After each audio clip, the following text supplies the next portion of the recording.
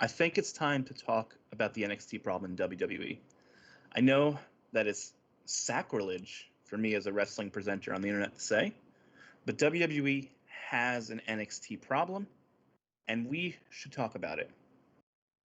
Mansoor's debut on Raw and subsequent discarding to irrelevance has made me realize that WWE has created a major problem with NXT, which, in turn, creates a major problem for Raw and SmackDown. I'm Chris from OPW Live. Alex, play the intro.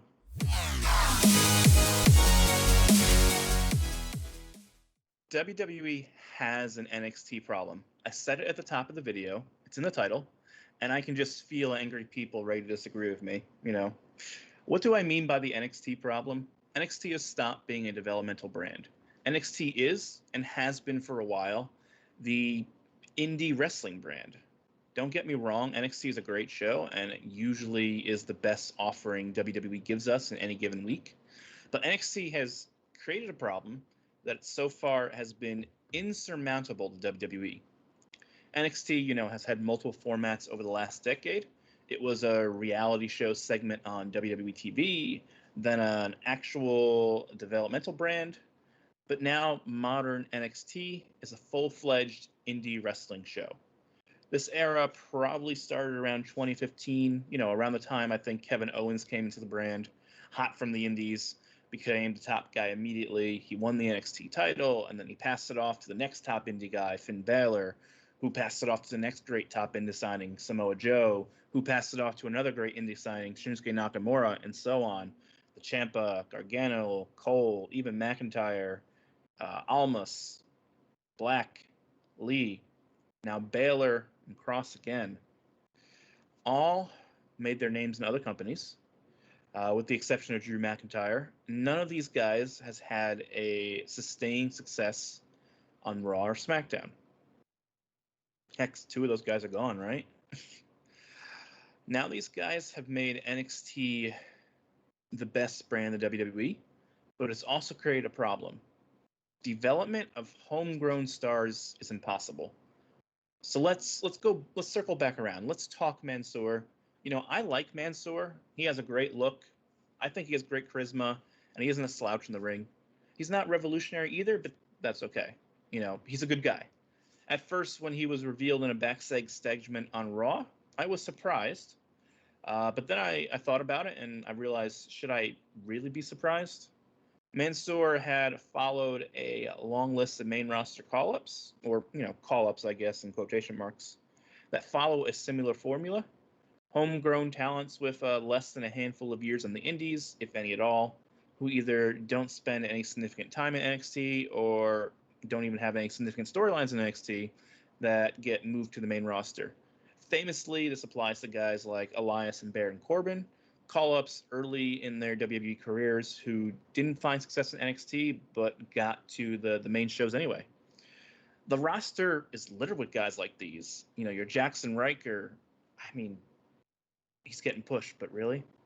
Cedric Alexander, Ricochet, Drew Gulak, Angel Garza, Austin Theory for a small cup of coffee, Dana Brooke, Mandy Rose, Sonya Deville, Nikki Cross, Humberto Carrillo, Dominic Dijakovic, Dio Madden, Shane Thorne, Damon Priest, and now Mansoor is the latest to skip the developmental brand, or at least skip a significant time and accomplishments and hit the main roster. You can maybe, add Shotzi and Tegan Nox to that too very soon.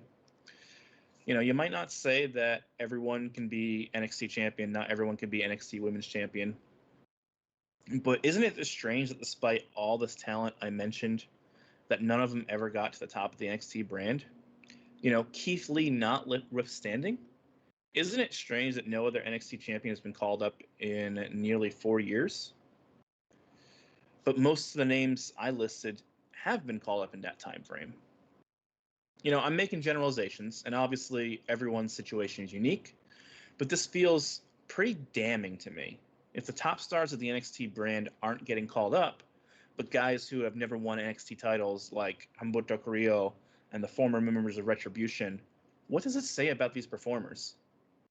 Is Dana Brooke a bigger star than Io Shirai. Many of you are probably saying no in your head, but WWE is telling you that yes, Dana Brooke is the bigger star. She's featured regularly on Raw every week. NXT is treated as the third brand. But here's the real illustration. Is Humberto Carrillo better than Karrion Kross? Would NXT fans be okay if Carrillo came to NXT and challenged him and beat him? No, of course not. How could you build that up? And what about the current stars of NXT? Cole, O'Reilly, Baylor, Ciampa, Gargano. Where is there even room for Carrillo in the main spot? Damian Priest couldn't find any room. He got sent to Raw prior to WrestleMania. Matt Riddle couldn't find any room in that section. He was put on Raw last fall. And so, with NXT being the indie wrestling show, how do you build new stars for Raw and SmackDown when the top of the card is filled with established indie acts? Well, apparently the answer to that question is you can't. Enter Mansoor. According to the Wrestling Observer, entering Raw upon his debut, Mansoor had 49 straight victories. He was 49-0 in WWE, an impressive win streak. We've seen him heavily featured on, the Saudi Arabia shows. He had a few random NXT matches over the last couple of years, and spent a little time in the Cruiserweight division on 205 Live, and that's really it. So, 49 wins, not really impressive, but it was a win streak, right? I'm not really surprised that Mansoor showed up suddenly on Raw. There's just no room for a homegrown talent like Mansoor in NXT. NXT is not that show. Not anymore.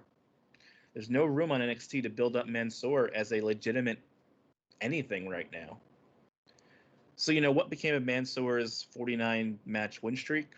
It was erased in a forgettable match on Monday Night Raw in the matter of 5 minutes.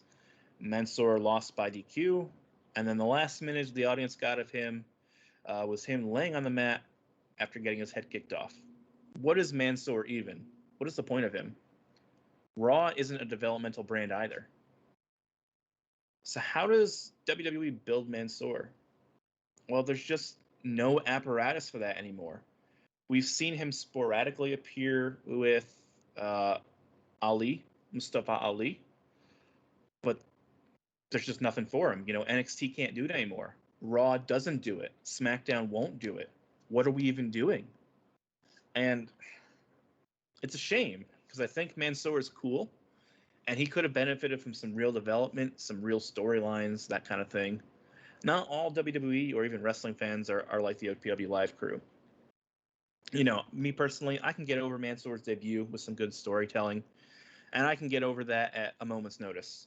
Remember Jinder Mahal's championship run? I loved that, despite WWE shitting on Mahal's character for nearly a decade. So if Mansoor has the same thing happen to him to transparently make a grab for the Saudi market, I will probably enjoy it. I never fault the wrestlers for poor writing, but I feel like I'm in the extreme minority of wrestling fans. To most WWE fans, Mansoor, he's screwed. He's the guy who showed up in a cheap suit and got his head blasted off by Sheamus on his first night and then disappeared. So what's the point? Let me know in the comments, what do you think about Mansoor, or what do you think about the NXT problem? I'm Chris from OPW Live. I'll see you in the next video. Peace.